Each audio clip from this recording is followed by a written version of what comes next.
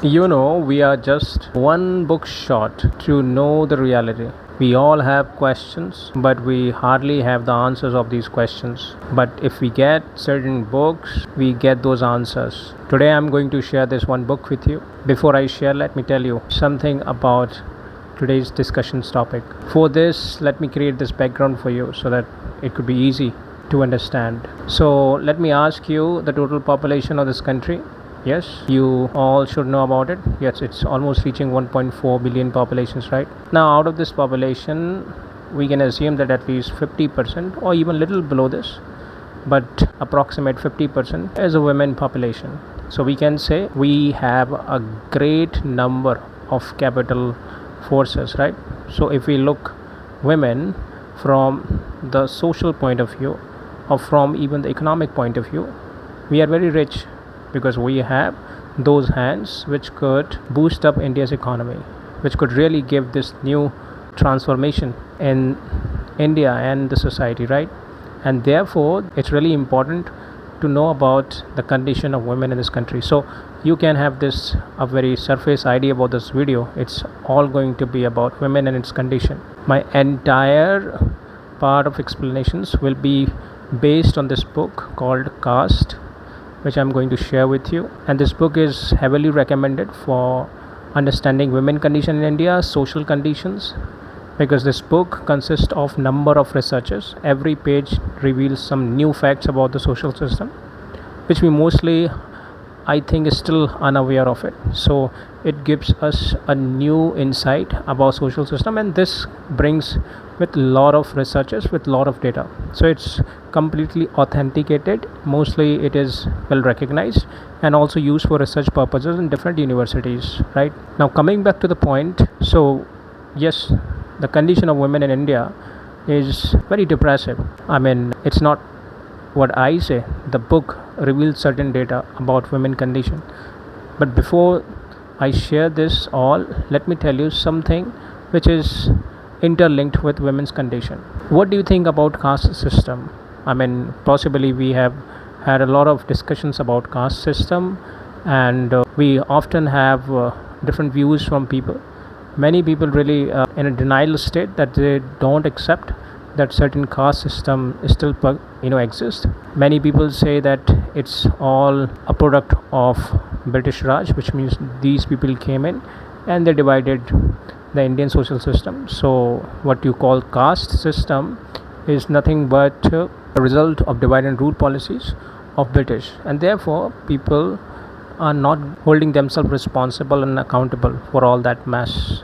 Right now, you may have your own opinion, I may have my own opinion, but we have to put these opinion aside and let's just see what book has to say on the matter, because this book deals with intensive data and it leaves no scope for doubt. This is my promise to you. Now, before I go further in this, I want to tell you something even more interesting, because this is a new way to understand things. So for example, each of us has our own opinion about caste system, right? But one thing is common in our approach of knowing what caste system is that we, most of us, almost learn about caste system from the male's perspective. I mean, when we look at the data or go through the works based on caste system, almost 99.9% of the work are derived from male efforts. So what we are doing or forming as an opinion about caste system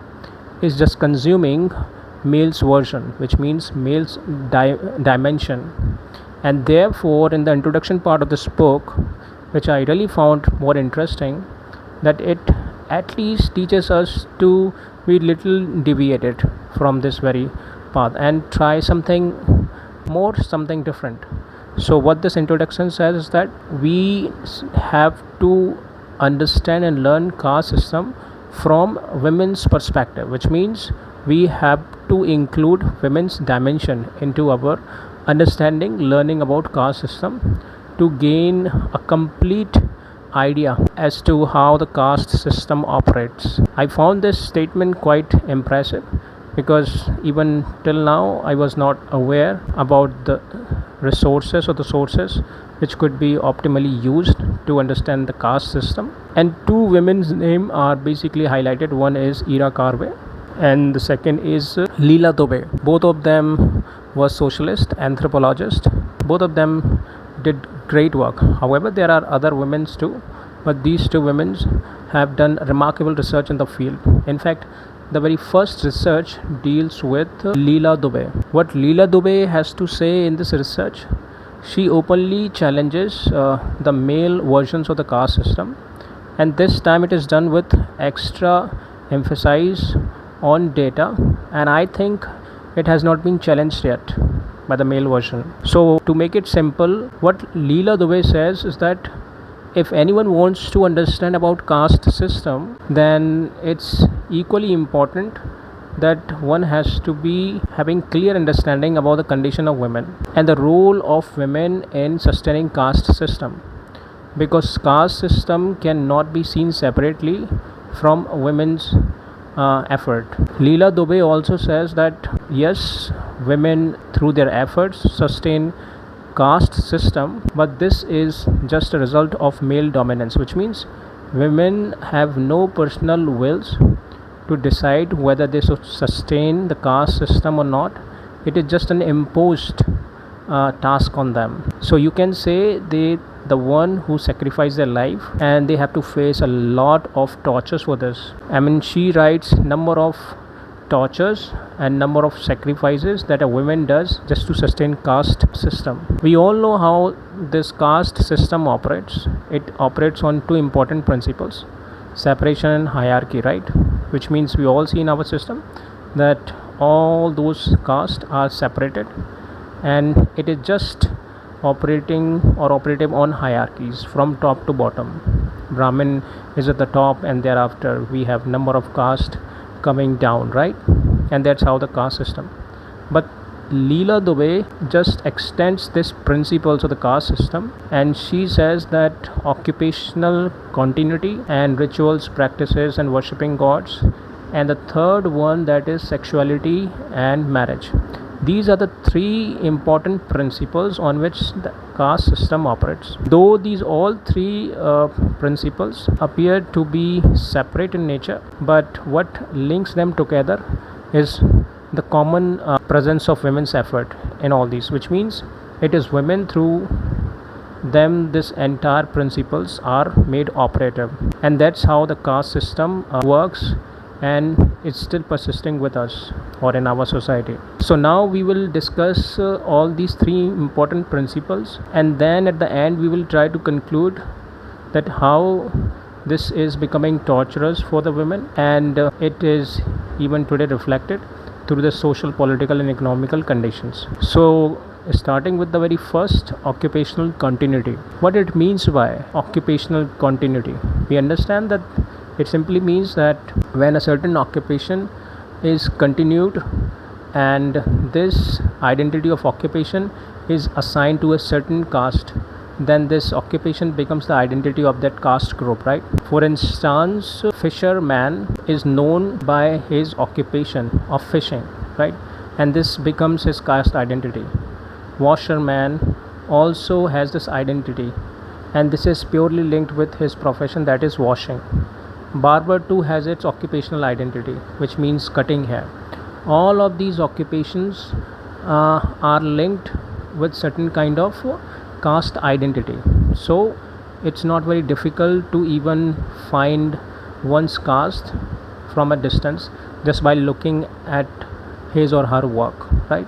Now what is then the problem? I mean, we all know that the debates that we have had and peoples are developing their perceptions often take pride in Varna system because it gives this occupational identity, and therefore it should not be compared with the caste system, because caste system is altogether defective version given and assigned to us, imposed on us by the British, where the Varna system is a pure one, having no ill will against any community, working for the benefits of all.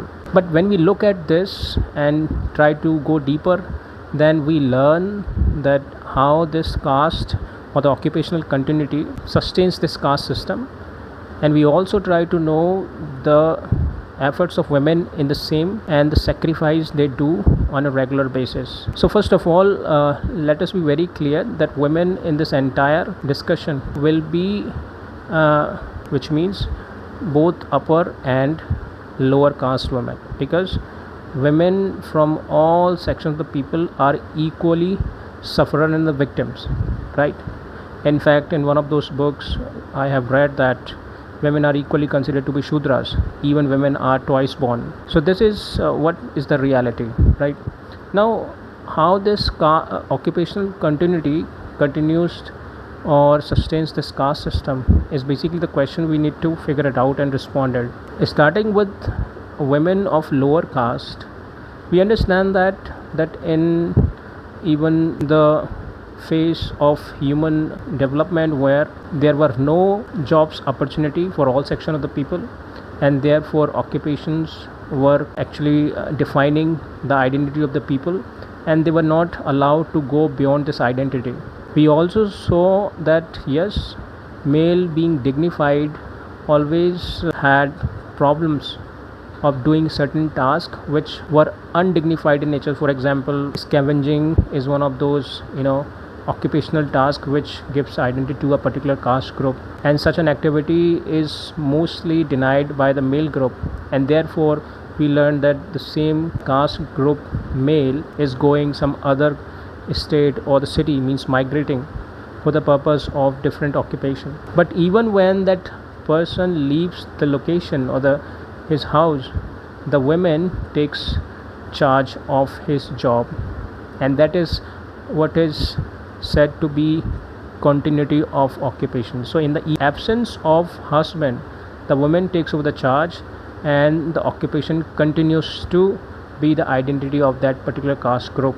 You will be surprised to know, when I learned it, I got really startled that there are certain rituals which are so imposing in nature that even when someone wants to deny one's occupational identity and wants to move in certain kind of other occupation, the society makes it impossible for that caste group, and this is done systematically.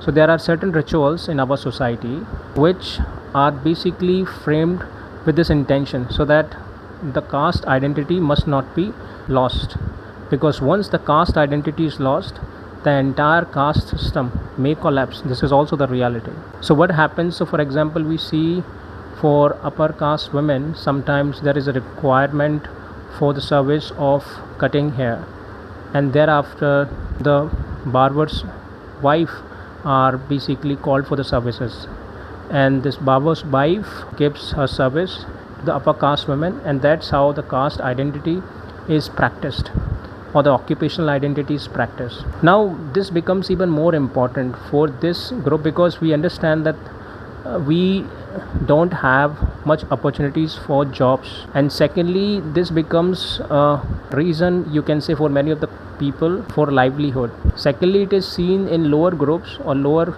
caste groups that performing one's service is considered to be important for having good matrimonial relationships. So for example, in lower caste, it is basically seen that whether the people of that families are engaged in their occupational task or not, and if they, then it's very likely that they can have a good matrimonial relationship, since their occupational identity is attached to their caste, and it also provides a good, or becomes a good source of livelihood. And that's how these people, or even the lower caste women, sustain this occupational identity even after her husband goes or migrates to some other state for searching another or a different job. So that's how this occupational identity survives, and with this occupational identity, caste system continues to be thriving, and this is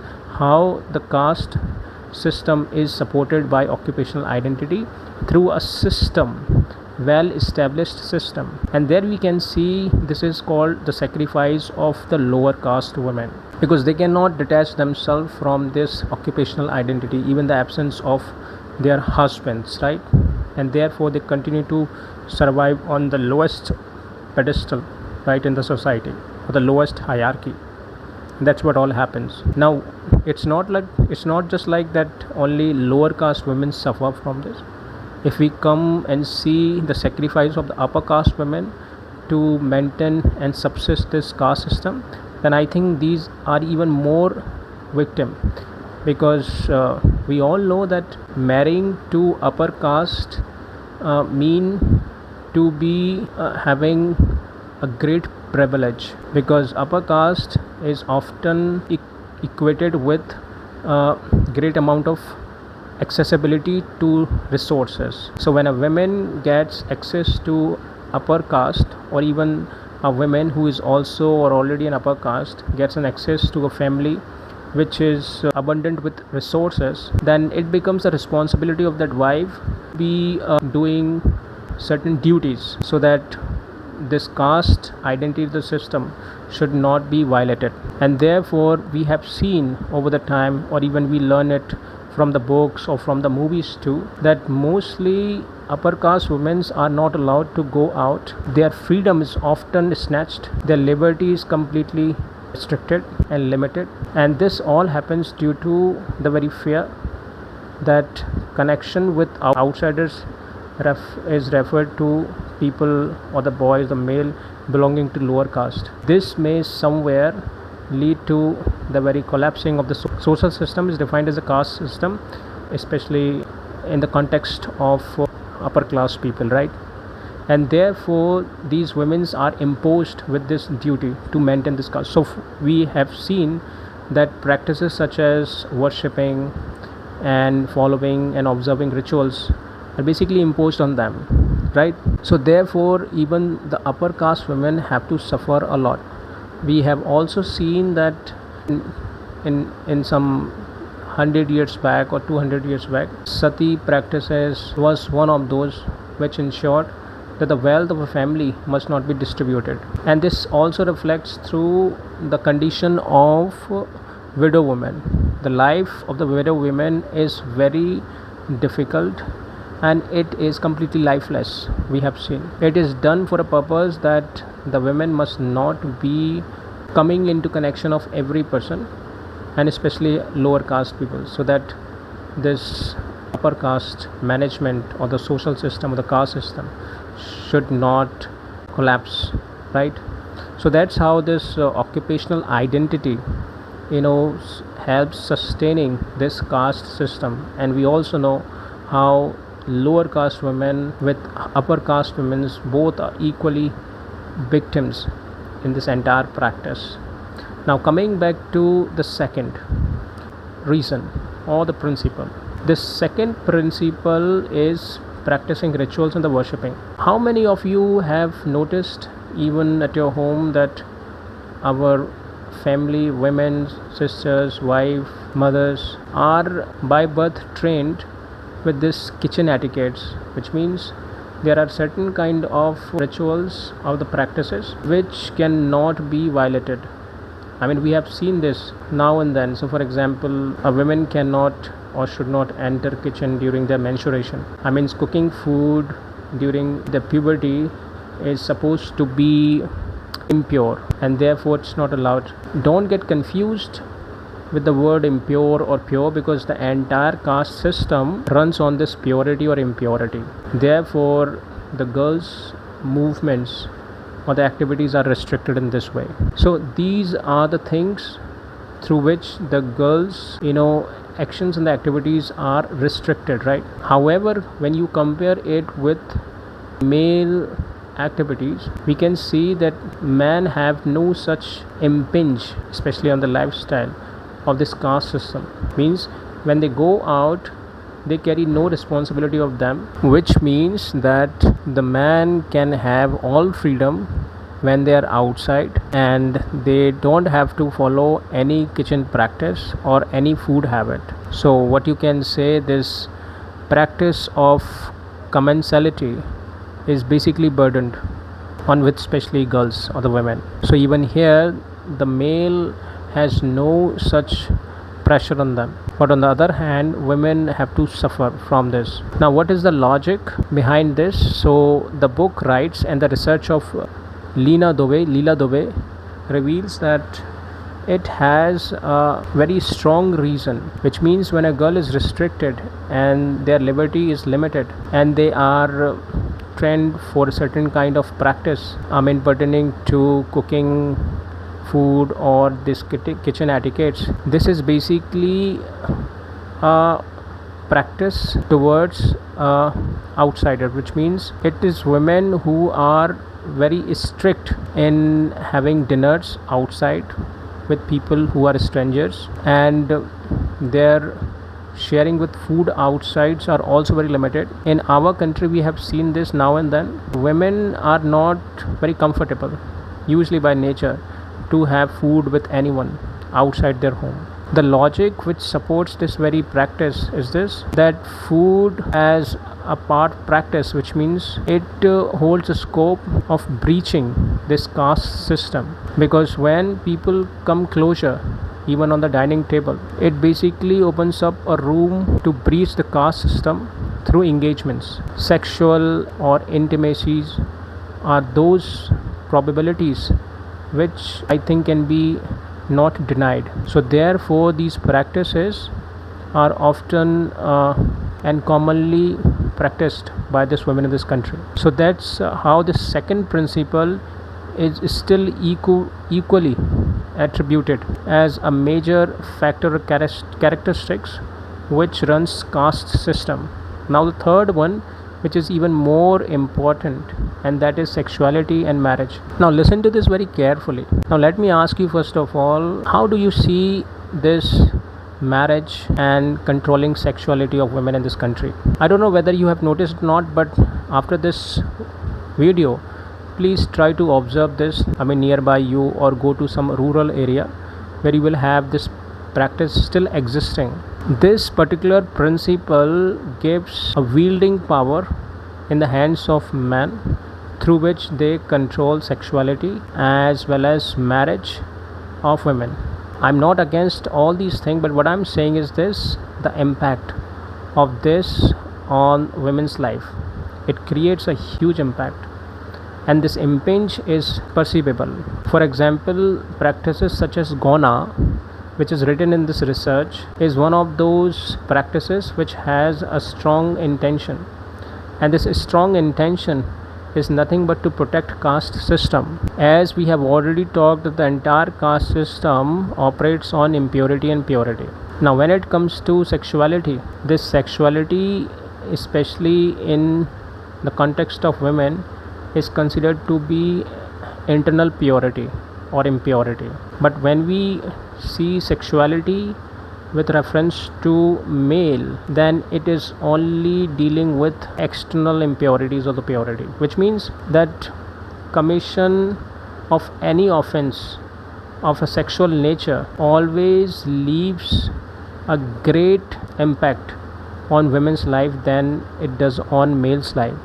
In other words, I can say that the punishment for breaching this sexual boundaries, means going and marrying outside the caste, leads heavy punishments provisions for girl women. Ostracizations, specifically from one's own caste group, is supposed to be the primary punishments. In most of the cases, it is seen even the girl or the women is vanished. But on the other side, we don't see even the half of such punishments on male when the same thing is practiced or done by the male. For example, the book shows a certain data of Rajasthan and some part of Kerala or even South India, where it is seen that the Rajas or the kings or the common upper caste people have had relationships with lower caste women, but the impact of this relationship on their life was almost minimal, which means they were allowed to have a sexual relationship with lower caste women, but they realize it that as long as they don't allow them to enter the kitchen or cook food for them, it's all okay. So the possible punishment or what you can say, the regret or the penitence for these male when they have this sexual relationship outside of this caste group is that they would usually throw the sacred thread, right, and they wear the fresh one the next morning. It was a symbolic act which reflects that the male was almost free from all burden of punishments or the fear, which was not possible in the case of women. Now there are several such instances we can even see now where the girls are strictly observing. In fact, I'm reminded of one of those contexts, specifically in a book called Mistaken Modernity by Deepankar Gupta, where he says that if a person cannot see the connection between the killing in the name of honor and the killing of female, or this means female child in the womb, then I think it's a deliberate attempt to deny the presence of a caste system in this country.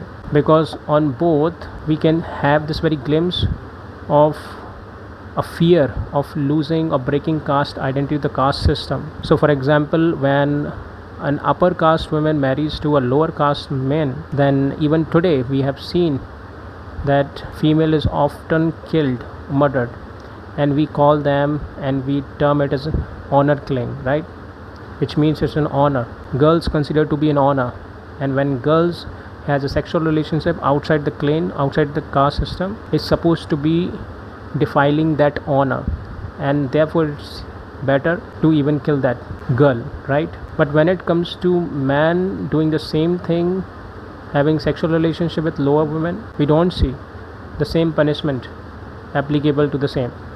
And that's what we say the difference or the discriminations on the basis of gender. I mean, still we can see there is a clear cut violation of Article 15, which restricts discrimination on the basis of gender, at least, right? So I mean, this is what is more reality. And the second important thing, killing female in the womb of mother reflects the fear of future violation of the caste system.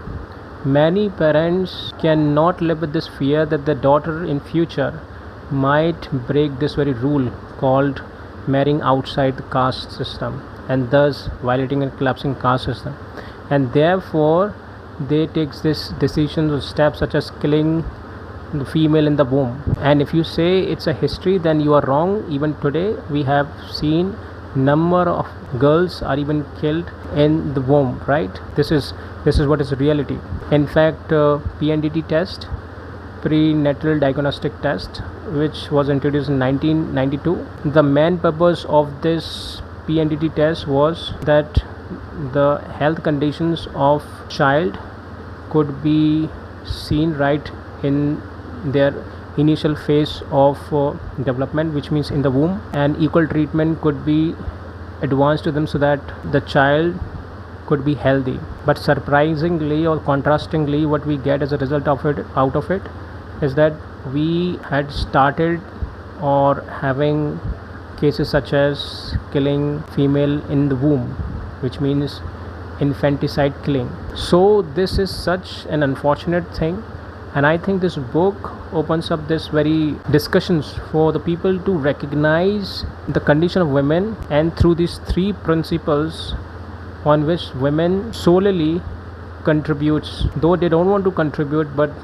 they are trained in a way where they have to contribute, and for this they are the one who are traumatized and punished with some heavy fines. I mean, I don't know what to say, but they suffer a lot in this entire practice. So this is what I wanted to share with you.